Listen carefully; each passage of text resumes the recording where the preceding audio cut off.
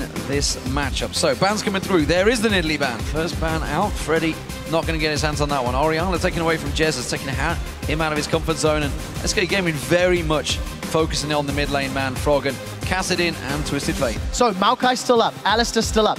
Syndra's available.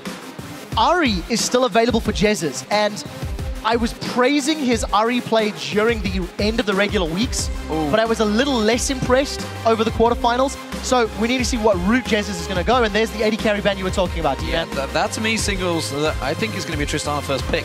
But if Maokai is open, it's going to throw Alliance a curveball, I think, for this pick and ban. I completely agree. Maokai or Tristana, if you leave both of them up, you have the option of taking one away, but SK Gaming have not decided to do that.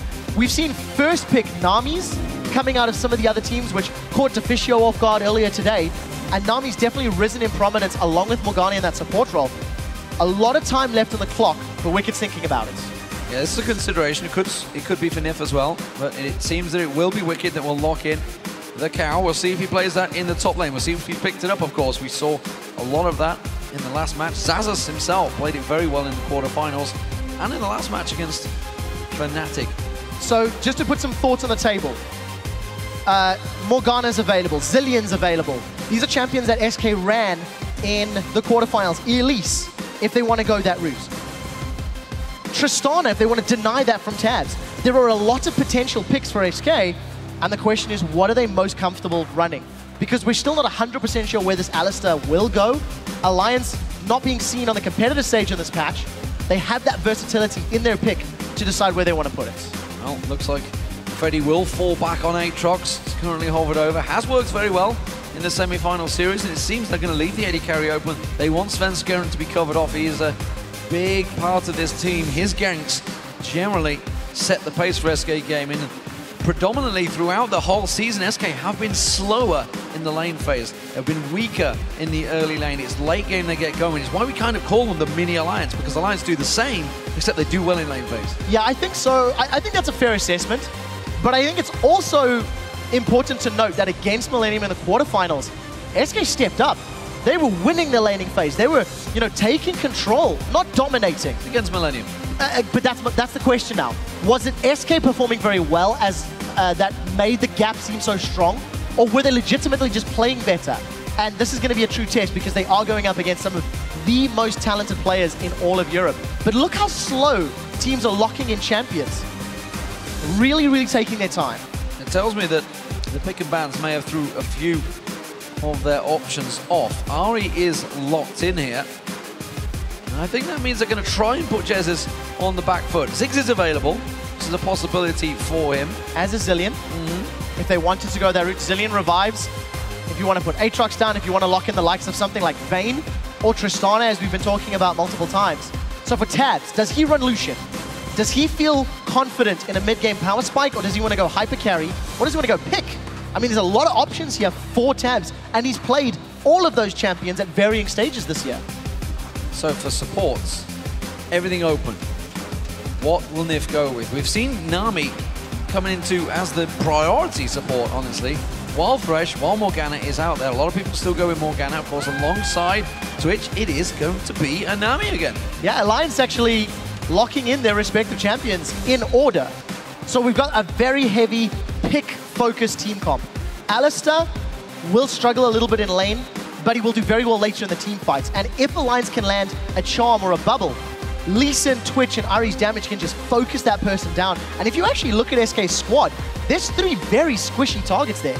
Aatrox himself, while he's got a revive, he's not necessarily the most tanky champion in the game. So there's a lot of damage on Alliance's side. They've got the option to roam, play the map, play the pick game that I think we're going to anticipate from them. And I just think it's going to be very important for Alliance to get ahead in the early stages, because in terms of wave clear, Ziggs will be doing a better job than what Ahri can, thanks to the mines, thanks to the extended range. And with Braum being selected, how strange that both teams have actually gone through top jungle. I'd love to find out. AD and support as picks. I don't remember this happening. Yeah. No, it really isn't. And it is just a buck from the norm, but it doesn't really make a massive difference. With the lock-in of Braum, the combination of the AoE from Ziggs as well as Aatrox, if Alliance ever are grouped up, and Nyph doesn't land a good tidal wave, I think SK Gaming have got a stronger teamfight presence. The only thing they need to ensure is that they need to keep Ziggs and Tristana alive and at range. Because the moment Twitch, Ahri, Lee, even Alistar single them out, I think those are going to be a bunch of dead squishies. So it is very important to note. I think we're rubbing off on the teams. I just saw Alliance fist bumping. Why not?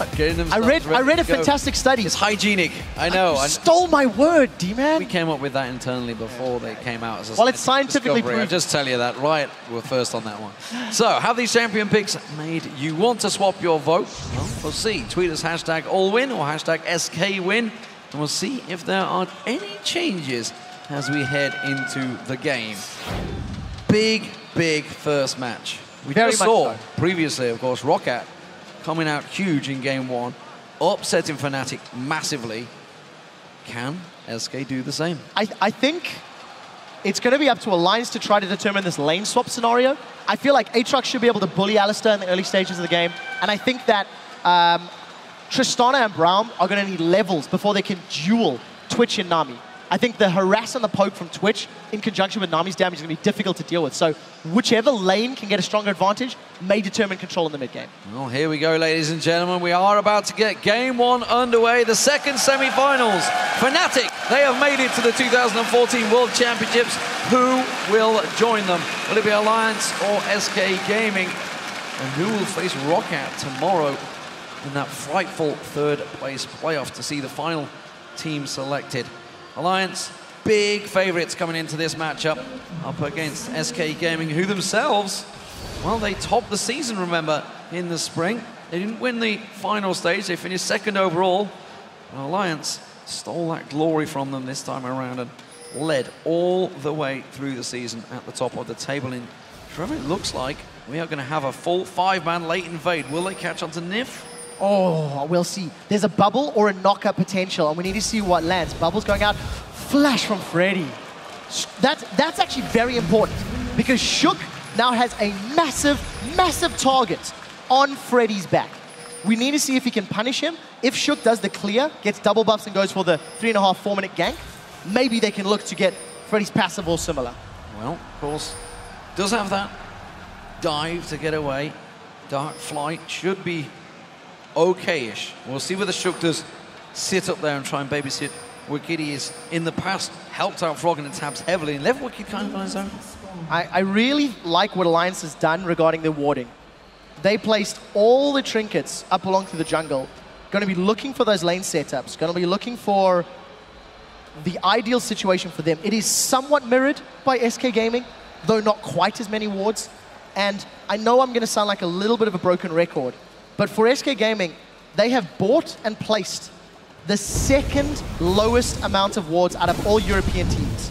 And the reason I highlight that in this particular game is how important I feel it's going to be to defend against Froggen and Tabzz roaming, as well as Shook looking for ganks. If SK drop the ball and do not react appropriately with vision, Alliance have got a very, very good team composition to punish that. And Freddy with no flash is already very low on HP. Well, Freddy, as you mentioned, low on HP. He's got also two members just below him. This could be a 4-man dive on towards him. Wickd and Shook taking the red buff. They're just around the side. Meanwhile, in the mid lane, we do also have Svenskeren nearby. But looks like he's heading straight to his blue, so he's going to be going the traditional route. It's the top lane. I want to see whether they're going to go for this tower dive. And remember, if they do, so often we've seen with this tactic, people pile on towards that dragon. SK have the option to do that. We'll see whether Alliance react and whether they go for this kill. I tell you what this reminds me of. This is like a Fnatic level 2 tower dive. We do see Freddy backing away. He's got no flash, remember. CC needs to land. Oh, Aqua Prison does land. That's all they needed. Bloodwell will get popped here. Pulverize still yet to be used by Wickd. He's holding on to it, and he will get himself a kill with it. That is massive. So Alliance get first blood. I think SK respond in a fantastic manner by punishing the positional and the numbers of Alliance's members in the top lane, going to grab themselves this dragon and probably even out that gold difference.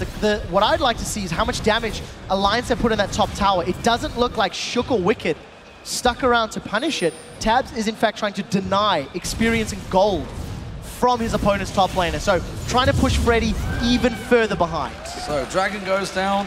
SK take that one to begin with. Just 3.5 minutes into this game. Jesiz and Froggen in this mid lane, battle of the Danes. So not too much love lost between the two. I can assure you of that one. Froggen himself, captain of the All-Stars. Can he captain his actual team to the World Championships? Is why it was created. It was the whole reason, way back when, in October, that this all began. I really like Alliance's thought process. I think they were anticipating Freddy was going to return to lane just to try CS, and Alliance were grouping up to potentially do a second tower dive, punish the fact that that flash was not available. But Freddy was one step ahead. Along with the rest of his team, they'd already initiated the lane swap, and Freddy teleported down. That's actually quite unusual for your top laner at the 4-minute mark. But Candy Panda and nRated, whether they feel confident in the 2v2 or whether they're just trying to keep Freddy alive, we'll see as this head-to-head plays out. But I really like the thought process and forward thinking from both of the teams. So we haven't seen a great deal of involvement in the mid lane. They're both going back to buy, I believe. So this top lane focus. Candy Panda will get a couple of hits on there. It's just been a little bit safer. Tabzz not going to go too aggressive. Good aqua prison from Nyph, actually catching on Candy Panda. But he put some good damage on this tower early on. Yeah, Nyph has actually landed a lot of crucial aqua prisons this game already. The very first one burning the flash from Freddy and then obviously catching him later on. But if you look at the CS advantage, Tabzz, that very big wave is pulling slightly ahead of Candy Panda. But because of the wave, they can't go aggressive. You guys at home still strongly believing that Alliance will take victory here. They are, as we mentioned, the undisputed favourites in this one. 81%, big vote for them. Alliance fans getting behind. So in terms of the mid lane, I think until Jesiz gets a little out of position, Froggen's not going to have a massive amount of kill pressure. Jesiz can farm very safely. He's got the satchel charge, and as long as he doesn't eat that charm, he should be fine. And with the number of games Jesiz has played, it'll work out very well in his favor. So Svenskeren just passed a ward in the top area, which is why Shook is immediately heading down here. There is a ward. He's going to get spotted, but he's going straight for Freddy. Wickd not going to go too aggressive on this one. He stood right on top of that ward. Freddy well aware. He has got flashback available to him as well. Yeah, we'll see if this can work out. Headbutt pulverizer works. Here comes Shook. Flash pulverize. Didn't land the headbutt. And Freddy will not get away with that. Actually, I tell a lie. I think he did the combo and flashed. Yeah, yes, he did everything. Yeah, headbutt, pulverize, flash, and Freddy was able to get away thanks to the Dark Flight himself. But I mean, Freddy's got so many games on Aatrox. He played 8 matches during the regular season, and he's got a lot of experience. But look at this. Freddy Shook's coming around for a second attempt. The pulverize caught him midair. Oh, this is a problem. He's got no Dark Flight to get out. Flash is available, but where's he going to go with it? Remember, there's no also Bloodwell available. Freddy and also Trauma trying to use the minions, trying to get alive still. Flashes away. Shook's got to land the Sonic Wave. He has to land it here. He's got the support. Svenskeren flashes in himself, dodges out of the Dark Flight, and Freddy looks to have escaped. Holy moly. Freddy managed to delay the fight for so long using the minions, darting in and out and sustaining, thanks to his bloodthirst, that he actually got his passive back mid-team fight.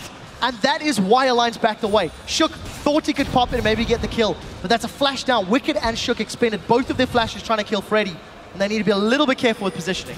Yeah, crazy fight. Let's have a look at it again. So the moment that little white bar, Aatrox went all inverted. Did like a barrel roll mid-air.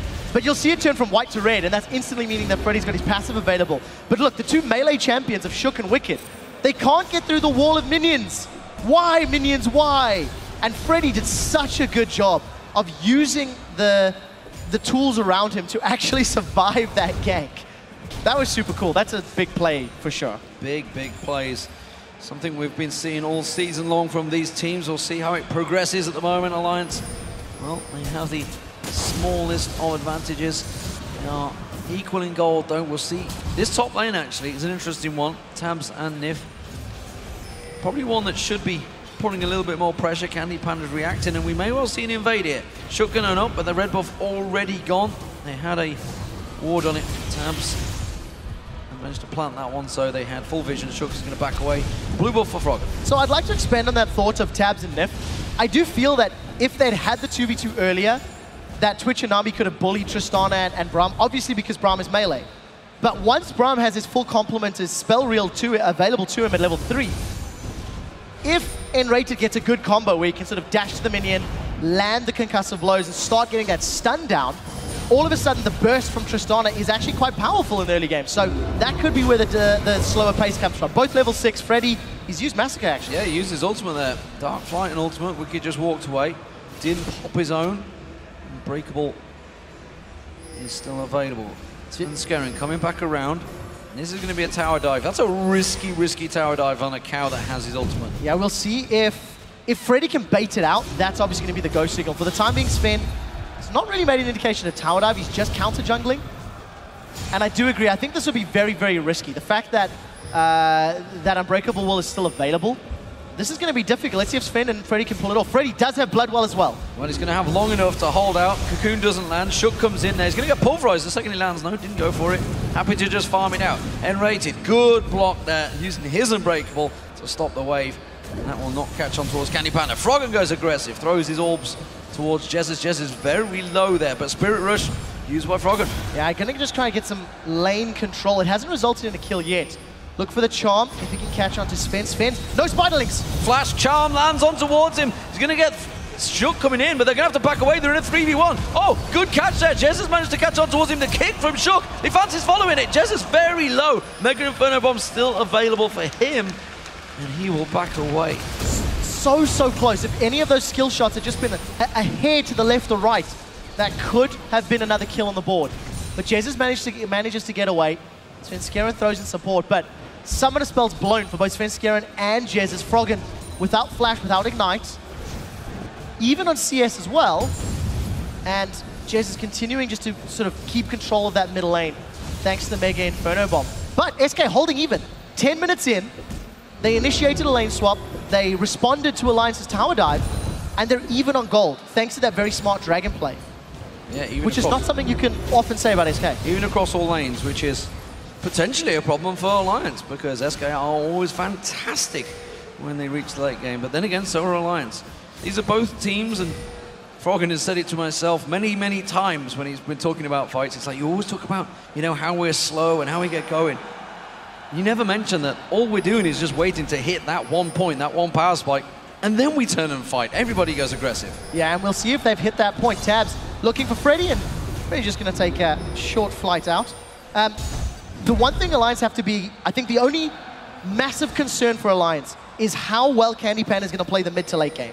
Because once Tristana hits that level 12, 13, 14, like starts getting to max range, she can really put a lot of hurt down. So Dragon's been up for a little while.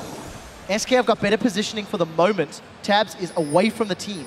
And remember, straight up 5v5s. If Alliance do not assassinate somebody very quickly, I think SK are going to have a better team fight comp for those scenarios. Build Draw to Cut is still on cooldown, whereas Candy Panda has picked himself up a BF sword, which is why Alliance maybe going to try and delay it, hold out as long as they can and push in, but they're losing the bottom tower while it's still happening. Jesiz getting focused on by Wickd. He's trying to force him away. That means it's going to be the middle turret, it seems, for Alliance, while the bottom turret goes to SK. Yeah, but Alliance will keep pushing. They've got the numbers advantage and they've got a minion wave. How quickly can Jesiz clear the wave? It should be fairly fast. He is a Ziggs at the end of the day. Traded one tower for one, and that's a teleport as well. Shook's going to try and land it, so the charm goes in. Mega Inferno Bomb lands on top of them, but Jesiz will go down. The question is, will Freddy catch on towards them? It won't, but you know, while that's all happened, they got themselves a kill, yes. They got the inner turret, yes, but they lost the dragon and the bottom turret. Yeah, net gain is in favor of SK, unless Alliance can take that top tower, which they actually will. And then they've got a very big minion wave to push with. That is actually a massive minion wave. They can keep playing. The question is, does SK want to race? They've got Tristana in the bottom lane. They've got a 3-man stack in the middle lane. Who is going to call the bluff? Who is going to call chicken first?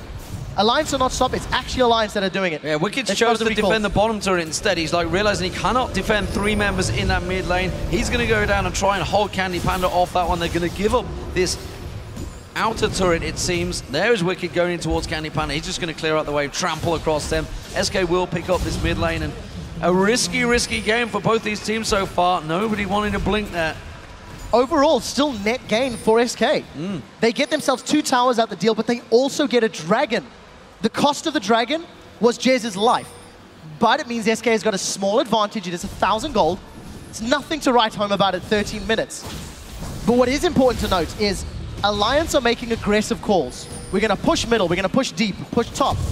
And SK have not blinked. They have committed to tower pushes, and they've not given up objectives without trading evenly at the very least. So smart calls from SK, and they're not panicking under the pressure, under the lights of Gamescom. So Infinity Edge being built up by Candy Panda, not quite yet. Also, of course, Tabzz going for that assassin build, trying to see if he can get his roaming on, get that Blade of the Rune King completed ASAP, and see if he can find some targets. Big wave clear, honestly, from both these teams as well. So that's not part of the game. Obviously, if you think back to the Roccat Fnatic game, that was a big part of the issue for Roccat in the end. But SK are maneuvering very well in this opening match. Yeah, they really are. And I actually think with the accelerated tower kills that we've just had, I think this plays into SK's favor a little bit. If SK are almost forced to remain grouped and remain tightly knit as a unit, the power of Ziggs and Braum and Aatrox, if they get multi-man abilities, is like infinitely more effective. If the laning phase had been extended and been longer, it would have opened SK up to be picked off, you know, by the tower dives, by the roaming Ahri, by the roaming Twitch. So as long as SK do not get caught out of position, this could be potentially good for them. Froggen's looking like he's going DFG first. I mean, he really wants to just insta-gib someone. And if he doesn't, I really like SK's chances in fights. Well, Wickd is going towards the AP build, AP tanky build. Oh, Freddy popped his ulti actually on Wickd there. He's just going to use that to farm out the wave. Wickd happy to walk away. But yeah, Rod of Ages start for him, going the impact route. I think it's safe to say we can call it that. And he started it off on the cow in the top lane, as opposed to Infinity Edge, Static Shiv, something like that in the top lane, Trinity Force. Yeah, the Emperor Palpatine build, if you get that Static Shiv on there. The thing that I really like about the current state of the competitive scene, you see these champions in the same roles in different regions, against different compositions, and you have the option to build them differently. With Wickd going the Rod of Ages route, he may have slightly higher burst once he gets more AP. But look at the positioning on the map. Alliance are pushing middle lane. There is a response down to the bottom. So I think they've read the situation well, despite the fact that SK, I don't really think they gave up too much information through the jungle.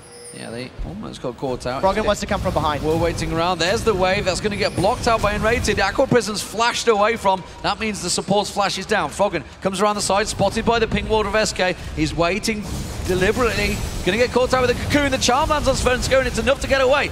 nRated tries to slow them down in their tracks. Alliance will be stopped. And SK back away nicely. Good reactions from SK to get out of that situation as 5 members of Alliance tried to close in on there. I'm going to go a step back and actually say that SK shouldn't have been in that position to begin with. Not 2 minutes ago did we just say the power of Alliance's composition is in those skirmishes, looking for picks. And Braum's ultimate saved their lives. Because of that Glacial Fissure, the rest of Alliance couldn't chase. Wickd didn't have flash, so he couldn't get the flash cowball stun set up. But SK were pushing with a 3-man. They only had 3 wards in the south of Alliance's jungle. So they didn't really know until it was too late that they were being collapsed upon. The vision game is lacking for SK. They need to step up the wards, especially if they want to push with a small contingent of players. Of course, that all starts with Wickd heading down safe. Rubber Ducky being used by Jesiz, clears out the Wraiths, keeps that farm going, actually ahead of Froggen, but only because Froggen's been moving around the map. Speaking of moving, Wickd is back in towards the top lane. Use the teleport to get up there as well, so he's got himself that Rod of Ages now. We'll see where he builds next on this one, whether it be towards that Glacial Shroud, which I'm expecting. It's kind of the standard second build, I think it is for Alistar. Yeah, I think that would kind of make sense if he went for the maybe Frozen Heart, but I don't know why my gut is saying maybe even the Glacial Fist, Iceborne Gauntlet rather. Yeah. Because there's not a massive amount of CC on the side of Alliance. Yes, they do have a charm, they do have a bubble, but if you can add some AoE slows from an Alistar that's going to be in the middle of a team fight, you know, he can help contain and help reduce the mobility of SK's comp, because they do have, you know, a lot of dashing and displacement spells. So we need to see what Wickd decides, and I mean, that could just be a sheen to Trinity Force if you wanted to. So speaking of Wickd, he did teleport to that top lane, remember, and Dragon is now up.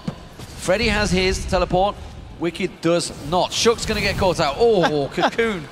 Dodged, sidestepped without even knowing him. Actually, there was a ward right on top of them, but I don't think he was quite planning on sidestepping. Let's keep your eye on Wickd. He is heading down here now. Froggen is ready and waiting, but there is good vision from SK around the Dragon Pit area. Yeah, they have placed some wards down, but it's instantly cleared away. 3 sweepers on the side of Alliance, as well as some very good pink wards. If you look at the pink ward in the middle river and the SK red buff, those two have been there for several minutes already. Alliance has had a lot of good vision for a prolonged period of time. Freddy's still in the top lane, Froggen pushing the mid lane. SK Gaming have yet to start the Dragon, but now they're very, very close. And the bubble's caught Sven. Sven's in trouble. He's going to repel away. There's the teleport. Freddy's not able to take down the top turret. Shook looking to try and land that kick. Catches 3 of them out. Svenskeren was caught in that knockup. Mega Inferno Bomb coming out. Only going to catch on towards Nyph and Wickd. He's happy to take that up. Shook taking a hell of a lot of damage. Froggen comes around the side. Lands the charm on towards Freddy. Good. Aqua Prison coming out. Freddy will catch on towards him. He gets the Bloodwell pops. Wickd picks up 1. Sorry. Froggen gets onto those the second. Jesiz with the bouncy bomb zone. Can he turn this one around? Will get charmed up. Going to continue chasing. Froggen dodges out of the cocoon, but Jesiz is continuing to catch on towards him. Another bouncy bomb lands. Will he be able to repel himself in there? No, he's going to get slowed down. But this will open up the Dragon for SK. Yeah, we'll see if Alliance decides to re-engage. It's not over yet. That double bubble caused so much trouble for SK. And here comes another one. Jez has been knocked up. Wickd in trouble. He goes down, and the Dragon picked up by SK. They are taking a lot from these fights, and Alliance, they were the one that engaged, and they were the one that was found wanting. So the things that I want to highlight about the fight, Candy Panda was off on the side lane. So as Alliance were channeling in to the jungle through the river, Candy had a lot of free time to get auto attacks off. Then of course, when Froggen came in from the back line, Alliance was sort of quasi-retreating. They'd taken a lot more damage than they were anticipating, and Froggen wasn't able to really have the support he needed. So 2 things to note. Look at Candy Panda's positioning. He doesn't take a lot of damage for a while, and as he keeps himself in a safe zone, continually smashing Shook's out of the fight. Now Froggen is coming in from the back line. Great bubble from Nyph. I really, really like that play. But again, Candy Panda, that's the first time that you really feel, oh, he's at threat of going down. Unfortunately for Alliance, because they were in, out, in, out, in, out, they couldn't stick to a single target long enough. They couldn't assassinate anybody. And the assassin sort of pick comp versus an extended teamfight comp, SK are always going to win that. SK clever at sticking together. Dragon was picked up. Wickd came in eventually, remember. But it's always, I mean, a 4v1. Wickd going in. I'm not too sure what he was planning there. Yeah, I wonder if there wasn't a little bit of miscommunication, because Nyph did throw a bubble out. You know, if the bubble had caught somebody and they could stack those knockups together, maybe that would have gone better. But it really is, it's a weakness of Alliance's team comp. Straight up 5v5s, even in that disjointed, weird angle, they need to kill somebody quickly. And if they don't kill somebody quickly, SK's got a lot of tools, a lot of mobility, a lot of AoE that allows them to control Alliance. So SK maintain a lead in the game. They've extended the gold lead to 3,000. Yeah, and it's a big lead that Freddy is actually gaining over Wickd. Once again, that Aatrox proving to be his #1 champion alongside Nidalee. So we go back to pre-game. We talked about Freddy and Nidalee, how important it is. We talked about Wickd and how learning new champions, not really something you associate with him. Wicked's not the guy that you go, oh, he's going to pull out something super special. You know, that's more of Soaz's thing. And his AP cow thus far, not been particularly impressive.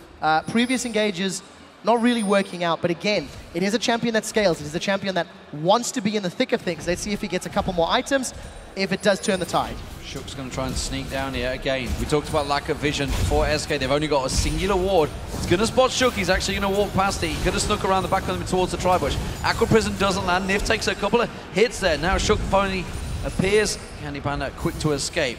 While this is all happening, the pressure continuing to build in the top, in the bottom. Jesiz having to use the Zonyas there. The charm would have landed on Froggen there. Instead, simple bubble and backs off. So look at SK. This is the second time that they've had Aatrox top, Jesiz mid, and the other 3 bottom lane. But again, you highlighted the vision, the fact that SK were fairly overextended, and they did not really have the information, but they could see multiple champions. You know, they knew Wickd was dueling Freddy, they knew Froggen was dueling Jesiz. Anyways, SK have grouped up in the middle lane. They don't have many minions to deal with. Kind of a weird situation to be in. Dragon's not up yet. They just couldn't get onto the bottom turret. Jesiz is struggling against Froggen. So this could be support to buy some time for Jesiz. Yeah, it seems that he's being caught out there with his Zonyas down. It's a risky situation for Jesiz to be in. And they do react. Mega Inferno Bomb used to clear the wave. So that will be down 3. short period of time while the two top laners continue to farm. Froggen is building up towards a death cap, I believe. But this bottom tower, they need to get this one down. It's causing them problems. This is where SK are happy to just keep pushing because they've got that safety net of this tower still standing. Yeah, they do. And you know, something that you need to remember on the side of SK, despite the fact they've got a Ziggs and Tristana who are traditionally fantastic in tower sieges, they have to deal with the threat of a tidal wave. All right, we'll see if they can catch Jesiz. We'll finish that point in a second. Knock up from Wickd. Can it land? No. Flash trying to get on towards him. Not going to work out. And actually, a rubber ducky thrown out. Total blind onto Tabzz there. Didn't know he was there. He was stealthed up. But he caught him. Managed to knock him away. And every time SK stick themselves in this 1-1-3 push or individual, there is the possibility of a pick happening. But again, just to finish the siege point, part of the reason I feel SK need to be wary or careful, if they do group up, if they do push down as a 5-man in a lane, where a tidal wave can land, where an Alistar can get a pulverize, that's going to buy time for Alliance to kill the targets that they want to kill. So I think that might be one of the primary reasons why they haven't just gone, look, we're going to 5v5 you straight up, despite the fact we've got a good teamfight team. They don't want to run the risk of going for a surf and then drowning. Well, 1 minute on the Dragon, and currently Alliance was sitting on a lot of gold. That's why they're all backing off to buy those items, starting to stack them out. Death cap completed. Avarice Blade also going to get picked up. It seems Age of the Legion also completed by Shook. So, starting to acquire some of those big items. Trinity Force is going to be second item, by the way, for Wickd. So, Rod of Ages into Trinity Force. Trying to adapt the build and see how it works out for him. I mean, that's basically like hybrid now, if you think about it. You've got ability power, you've got HP, you've got attack damage, you're going to get crit chance eventually. So Wicked's going to be sort of a jack of all trades, master of none necessarily. He's still behind in CS to Freddy. And with a death cap as well as DFG, with a near Ghost Blade on Tabzz, Alliance have hit that power spike where I feel they need to, or they can challenge more frequently. We'll see if they agree. Dragon's up in a couple of seconds, and we find ourselves in a similar scenario. Top laners, both with teleport available, and a 4v4 in the mid to river. SK haven't started the objective or moved towards it yet. Vision protection. Jesiz actually forced the jump away. Splash is still down, remember, if this fight were to go off. The Spirit Rush being used by Froggen does not do a great deal with it, so that ultimate's not available. Charm doesn't land either. That's on the cooldown now.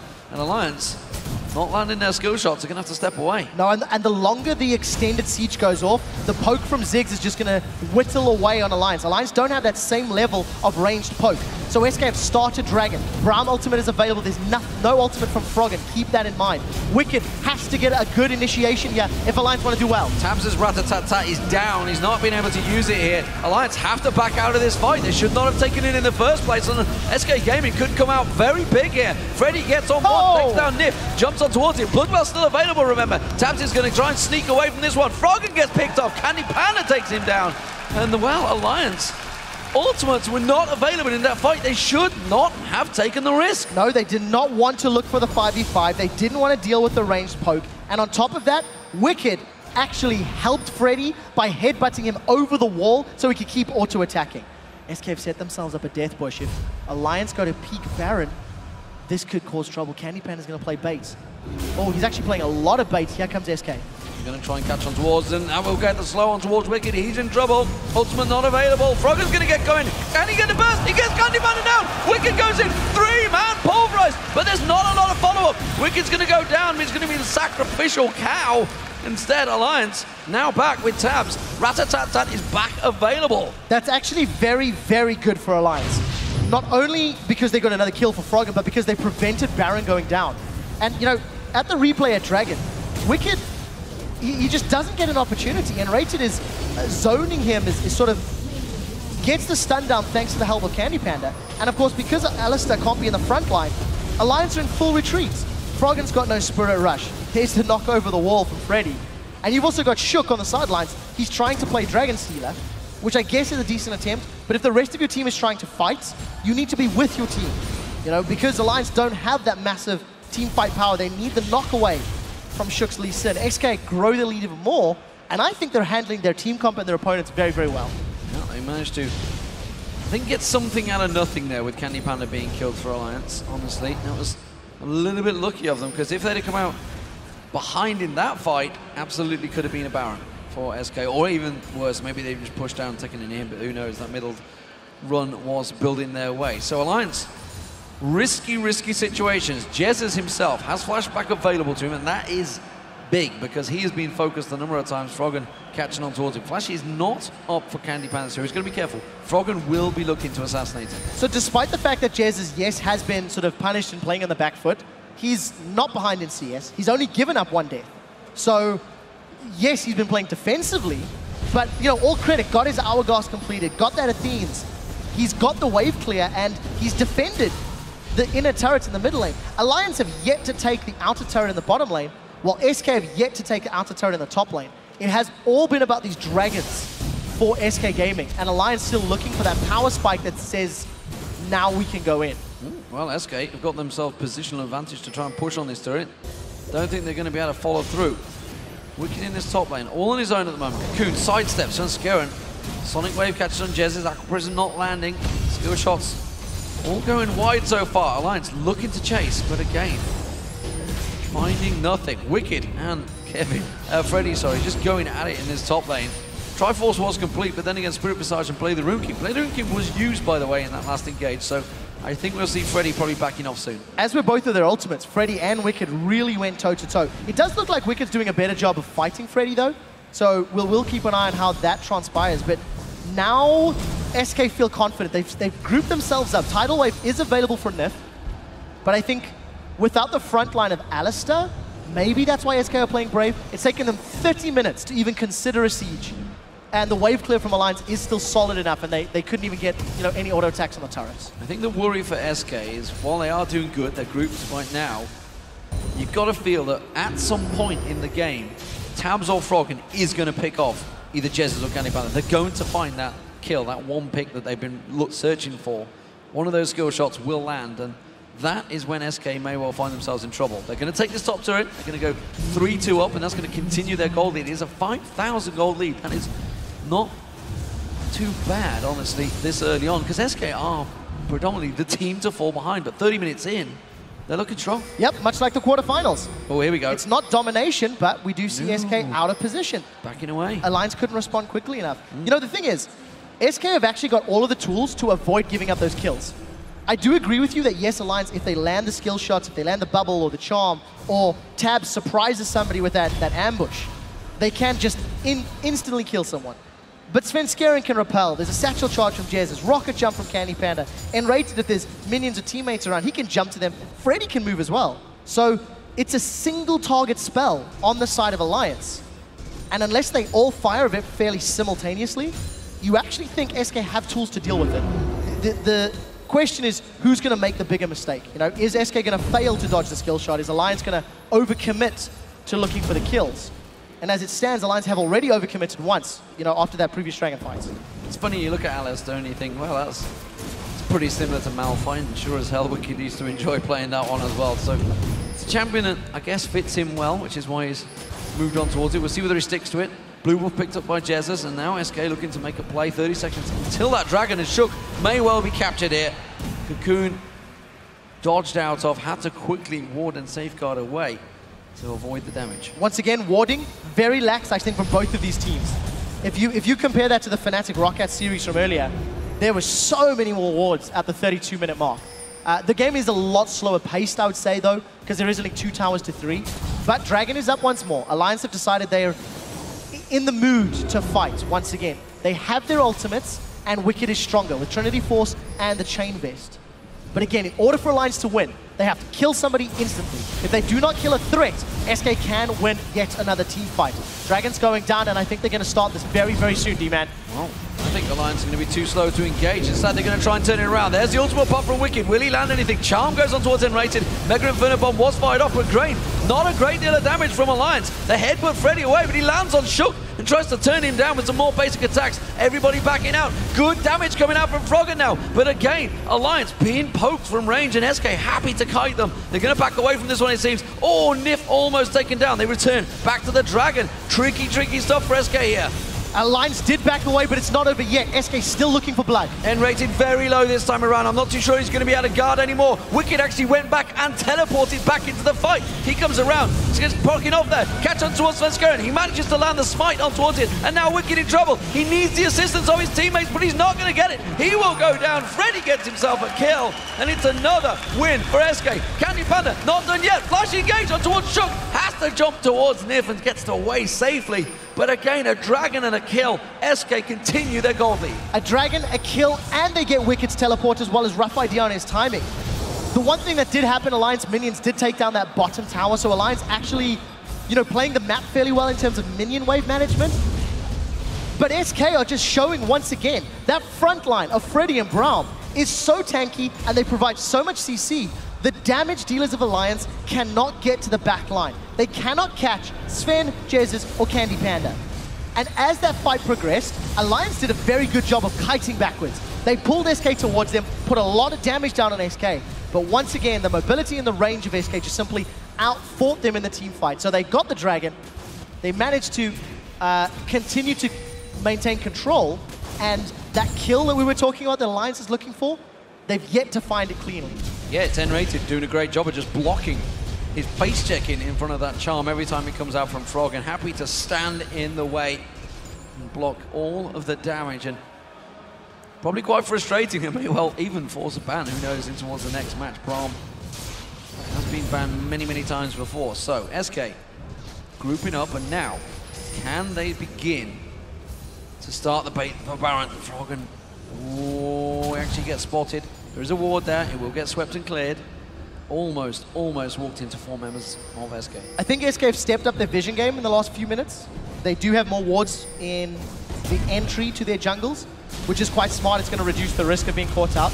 Oh, Candy's in trouble. Oh, Candy is in very much trouble. He's going to use the buster shot. Oh, it's not going to get away, though. Tabzz does manage to pick him off. Can they do anything with it? That is the big AD carry going down. They're going to try and push the mid turret. Now look at the rest of SK. Freddy is pushing the top lane. Alliance have remained themselves group in the middle. Tidal wave for dispersion, but Alliance had to invest a lot to get that kill. How many objectives can they secure? nRated caught out. Aqua Prison, there's the Mega Inferno bomb. The tower goes down. But Freddy, as you mentioned, taking the pop turret instead. That's going to be Wickd going down. And this is all turning around against them. Shook tries to get away. Flashes out of there. He runs for Froggen, but Freddy is still pushing. They're going to pursue all the way to base. They trade 1 kill for 1 as well as tower for tower, but Freddy, he's got the Massacre down and he's going to take an inhibitor turret. The rest of SK are continuing the siege. They're going to barrel down that middle lane. SK, once again, with a better decision making.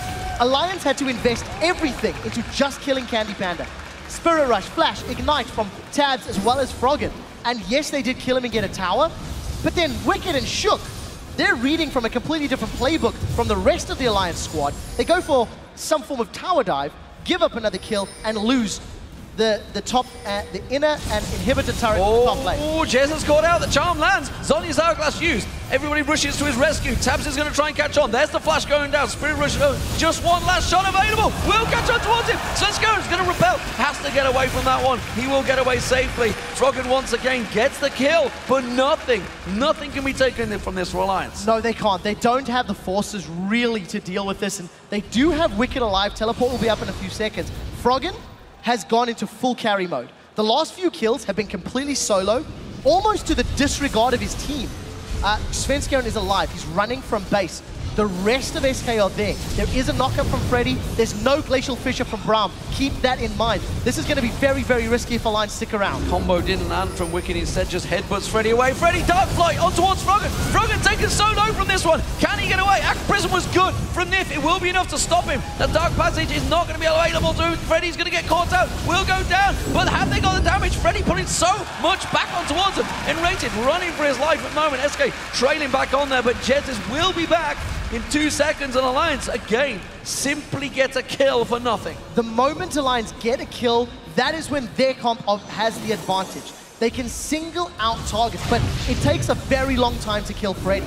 If you notice the amount of focus all of Alliance members had to put on just to get Freddy down, Candy Panda was in range to get some auto attacks, but the risk of the rest of the team jumping on him means he has to play so defensively. He didn't have that zone control and bouncing bombs from Ziggs. So Candy's in a lot more threat. I think Alliance, they managed to get a kill, but it hasn't really swung the gold. SK still have a 6K gold lead, and if SK continue to go back to the previous style of play, they can maintain control and grasp of the game. I think a few choice words maybe coming out of Tabzz in that last fight, as well as Wickd decided to headbutt nRated. So when a Braum's headbutted on towards you and can basic attack stun you, I don't think that's really what you want as an AD carry. Some of those headbutts have been questionable. At least twice this game, we've seen Wicked's headbutts to the detriment of his team. Right, Death Bush is up. Freddy's not with the team, but he does have teleport. Look at the Alliance vision in the jungle of SK. If any SK members come through there, they can see it clearly. Tabzz is making it blatantly obvious as he stood around the back there on top of a ward. The rest of Alliance hanging around. SK ready and waiting to engage it. They're looking to go. nRated, will he be the man that goes in the front there? They're just trying to poke them off. Jesiz throwing those bouncing bombs out. Minion wave has been cleared, and SK could just shove this straight for the inner turret. SK's minion wave should push towards Alliance in the bottom lane. Alliance's minion wave should push towards SK in the top lane. But Alliance, they're looking for a fight. Alliance are trying to pull SK towards them. This is actually quite smart. If Alliance can make SK in and out, in and out, in and out, the moment an opportunity presents itself for a charm or a bubble, Alliance have to seize it. If they hesitate and allow SK to engage, they are the ones that will be on the losing end of another team fight. But while everything is delayed, Candy Panda goes away and solos down the dragon, which is going to give the rest of SK another gold advantage, continuing their gold march. That will go down soon. Candy Panda will clear that one out, and every single dragon is going the way of SK so far. You really are doing a great job of controlling the objectives. SK are very, very lucky. They don't have many wards on the map, but Tabzz was stood right on top of a ward a few moments ago. So that was a safe dragon. They knew that Tabzz was still around because they had a ward in the bush just there that has been cleared out, and one to the left. And again, smart play. SK called Alliance's bluff. They had the information to work with, but SK really needs to step up their warding game. If Alliance had been in a different location, it would have forced SK to do something much riskier. So minions taking down the inner turret in the top lane for Alliance. That squares things up, 5-5 apiece. But of course the 6-for-6 dragons that SK have is giving them a big advantage. Candy Panda caught down once again here. Tabzz goes deep on this one. Freddy, no blood well this time around. It will get taken down. The big tanky top laner is down. That's a big problem for SK. Spirit Rush comes out. Froggen goes for it. It's nRated that will tank up all of the damage, blocking everything the Alliance could throw at them. Wicked still not with them. This is still a 4-for-4 in the mid lane. But he's got teleports available. nRated is still feeling confident. The Glacial Fissure is up. If SK can kite back with the Braum ulti and the minefield from Jesiz, they may be able to do something. Oh, but another charm catches nRated. This time around, I'm not sure he can block all the damage. He's going to do what he can, but again, manages to step away, and nRated is gone home scot-free. Remember, there's still no ultimate for Tabzz, no ultimate for Froggen.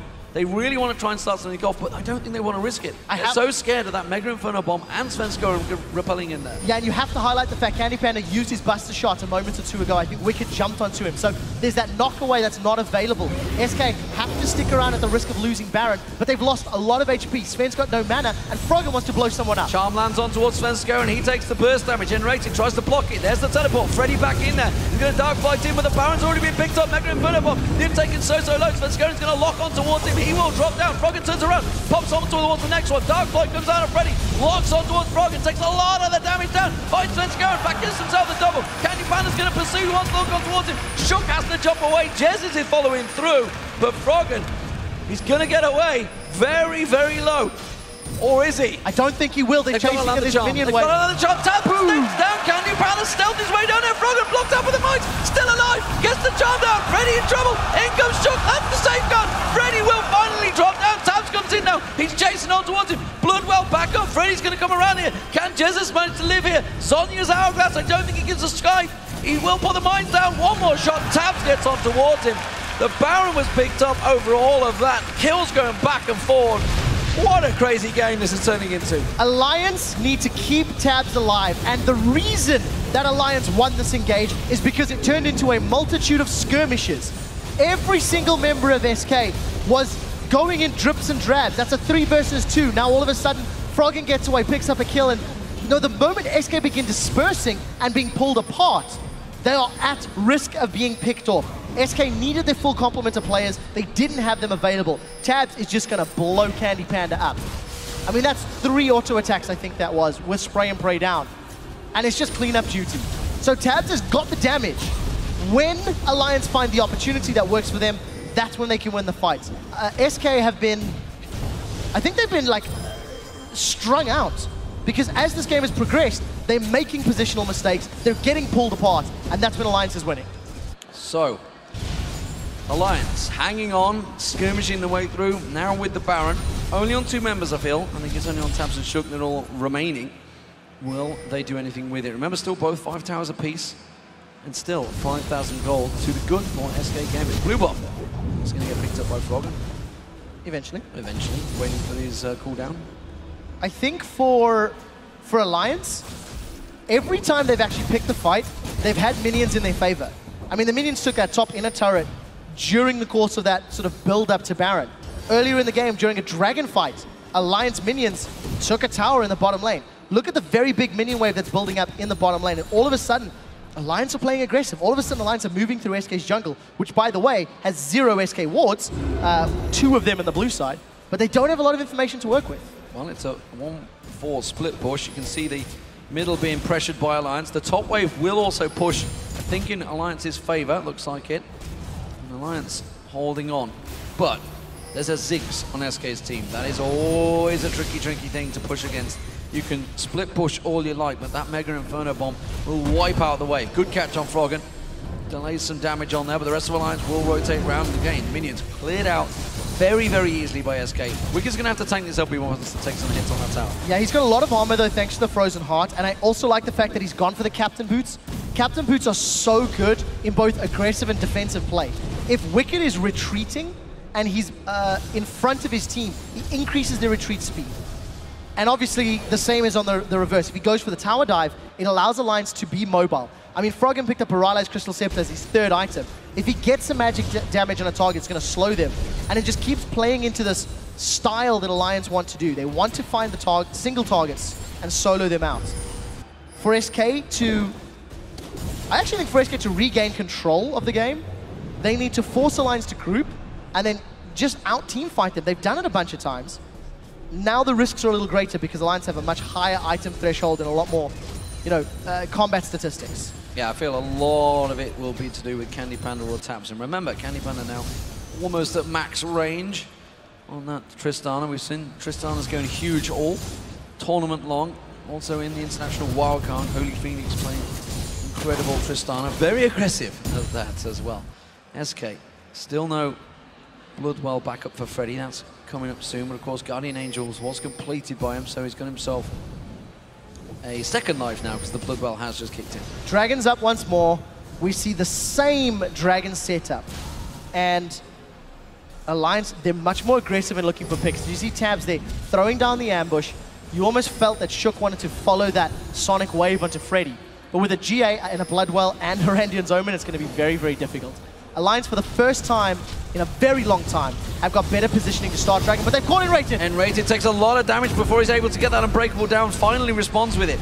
Top wave is pushing in Alliance's favor. SK gonna have to deal with something here. They're going towards it. Dragon being picked up by Alliance. Bloodwell is still available for Freddy, but he's gonna get singled out here. Wickd finally gets his ultimate off, and SK, they are focusing on him. Goes in, pulverizes, headbutts, nRated into his team. Freddy's Bloodwell goes down. Guardian Angels actually, sorry, he's gonna get popped. Aqua Prism too soon. Froggen now goes on towards him. There's a second death on towards him. He's going to get focused. Shook trying to do what he can in amongst the team, but he gets picked off. It's a 2-for-1 in favor of SK, but the Dragon went to Alliance. It's so difficult. Freddy's front line, despite the fact that his GA and his Bloodwell was popped, that was technically a 2-for-4 if you count those 2 deaths in there. 2-for-3 rather if you count his 2 deaths. But SK Gaming out-team fought. They didn't even get the Glacial Fissure from nRated down. Good charm, but I'm not sure if they've got the damage to kill. Tristana's on the tower, and SK again extending their lead. They win the team fight. They're going to get another tower. That's the inhibitor tower. That's the one they wanted, and Freddy was the one that was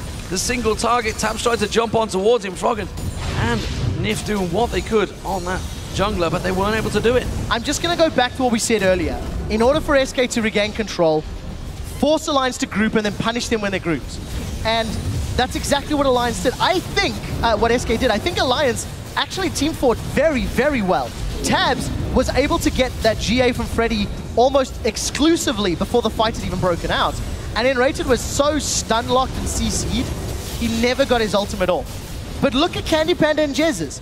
They are on the back line. They hadn't been touched until after a GA and a Bloodwell had been popped from Freddy, and Wickd had been killed. Candy Panda and Jesiz are still untouched. The team fight protection from SK is worlds better than Alliance's. Alliance, they keep trying to find those targets. Baron up in 10 seconds time. Alliance going to have to protect their ping wards. SK are moving in, and they're going to sweep out everything in there. So it's going to be a 2 for 2 in and around there. nRated and Svenskeren alongside Shook. Shook will land that Sonic Wave, but the ping wards are gone. Investment cleared out. And that means Wickd, who was pushing that bottom wave, is making his way straight up here. Teleport is available, but see if he can try and sneak something out of that bush. So again, vision lacking for both of these teams. Not a massive amount of wards. We did see SK throwing down a huge number around Baron. Tabzz with GA playing more aggressively, but he did have the support of his whole team behind him. So I think we're going to start the Baron dance, team, man. Cue the tango music.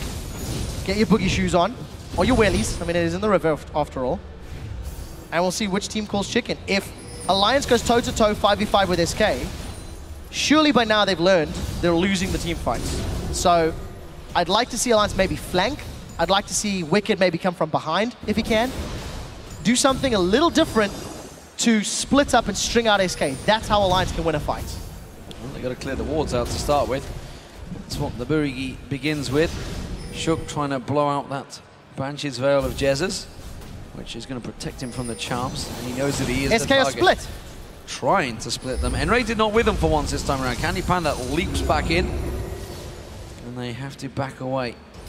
Alliance continue to gain vision, but remember, that inhibitor is wide open in the mid lane. SK could easily just turn and run straight for their base. It is SK, Alliance needs to get more wards, and then again, they need to use the vision to surround SK Gaming.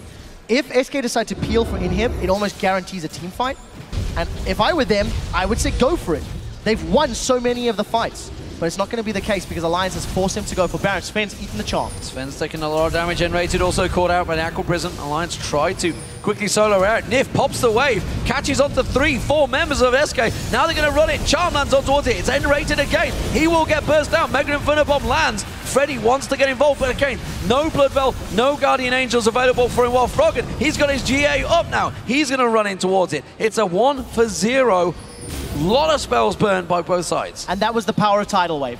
The moment SK do group, if multi... Oh, they've got Sven! Oh, Sven's caught out on the Charm. The Aqua Prison didn't follow up, actually. The Charm didn't quite read it. And Wickd does pop his ultimate this time. He's going to step away. Froggen wants to keep fighting. Gonna be able to survive, but there's minions pushing onto that inhibitor turret. Look at the minions for Alliance in both top and bottom lane. Whenever Alliance go for objectives, they're doing such a good job of using the map to their advantage. SK cannot go to commit to Baron without losing a lot of hit points on their respective towers. But during the course of the team fight, ooh, Nyph won that, or Nyph made that setup possible by catching 3 members of SK. nRated tried to flash away from the tidal wave and still got knocked up.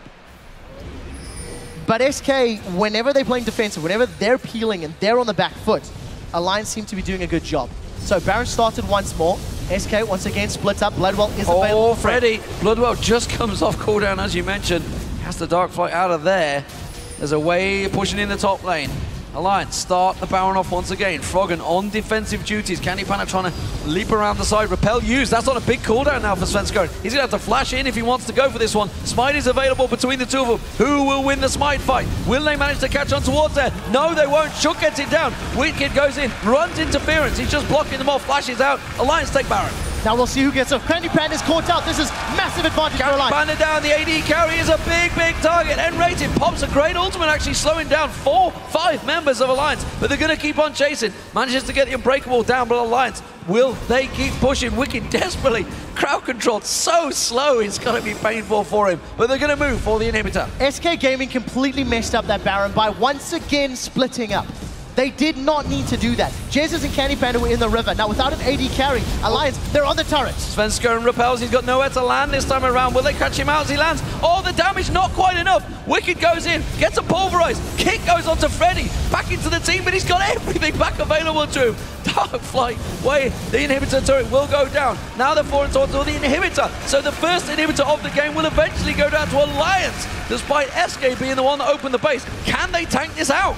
They can. There's so much armor on Wickd. It's actually shook. It's tanking it at this time round. 5 versus 4. And SK, they've initiated. They're piling on. Froggen's the focus. He's got a GA. He's going to come back out of that one. Spirit rushes away. Throws out the damage. Jesiz is the focus. Charm does not quite land on towards him. Foxfire will get in towards him. Flashes onto Jesiz. Jesiz gets the Zhonya's hourglass. Froggen needs the defense of his team. The inhibitor turret goes down. They're going to catch on towards him. Froggen's still alive. Jumping in away. It's going to be nRated going down. Freddy will get focused. Jez is getting poked down. Freddy pokes back up. Can he get out of this one? Froggen's going to finally get picked off. SK trying to turn it back on his head. They've got the damage, and Alliance will back away. Candy. He's going to try and jump on towards him. The inhibitor is going to be focused on Candy Panda jumping away from this one. Jez is in trouble. There is minions pushing up the midway. There is minions coming along the top. Alliance, they have the advantage now in their hands. They will step off to base. They've got gigantic amounts of gold.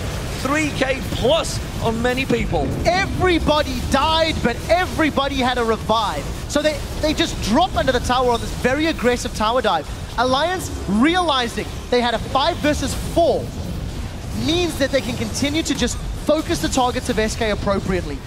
Froggen went so hard onto Jesiz. He dove way deep, but he managed to zone him away, force him away while the rest of Alliance was focusing down the tower, and obviously the remaining SK Gaming members. Very good usage of the Baron buff and the mispositioning mistake from Candy Panda in the Baron, in the river. And that's meant Alliance has completely turned this game on its head, and now they are the ones dictating the tempo. So, gold advantage finally in Alliance's favor. 8-7 in turrets. Let's not forget, Alliance's base is still wide open. If they lose one big fight, SK can run down and finish this game. When at the 55-minute mark, still, either team can take this. Yeah, and as long as Alliance are patient, they can reduce that risk. Wait for those super minions to get into SK's base, and then it's them determining when the fights happen. It's them determining the tempo of the game. But for Alliance, they're finally going to grab the dragon. Second one of the game, of 8.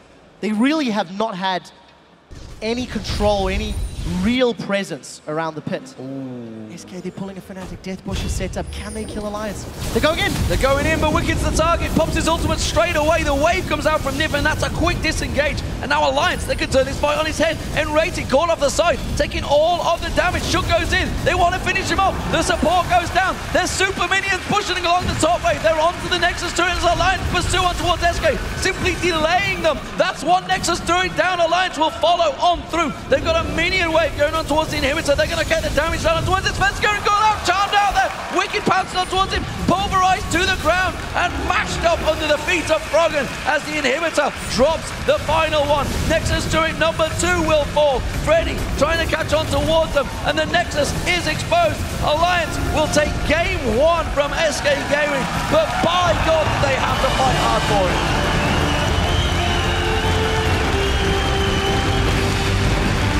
After a 56-minute epic, Alliance turned the game around and punished SK. SK did not make many mistakes, but the few they did were massive. The few they did, Alliance completely punished, took control of the game. And Tabzz went unkilled. 10, 0, and 8. His team had 21 kills. He was involved in 18 of them. When Alliance picked the fights, on their terms, they did fairly well. But every time they were grouped up against SK, SK outplayed them for a very long period of time. We knew they were going to be long games. They knew they were going to be close games. 56.5 minutes, that one. SK, that's going to hurt. They were a long way in the lead for a long time. They're 5K lead for a very long time throughout that game. They had 2 inhibitors exposed very early on, obviously through 30-minute mark. Freddy just couldn't get that one extra step closer. The thing that I feel when you look, if you step back and you think about the game, Alliance were the favorites again. You know, we look at them on paper, we're expecting them to be the victors in the series. But SK came out of the laning phase ahead. They held Alliance strategically. Yes, their team comp was stronger in fights, which led to them winning those fights. But for the most part, they did a fantastic job during the game. It was individual positional mistakes that cost them. Whenever the team was like, oh, we can split and do a pincer move. No. That's exactly what Alliance wants you to do. They want small skirmishes so that they can single you out. And Alliance, I think if they clear their heads, look back over the game and think about the mistakes they made, they can correct them for game 2.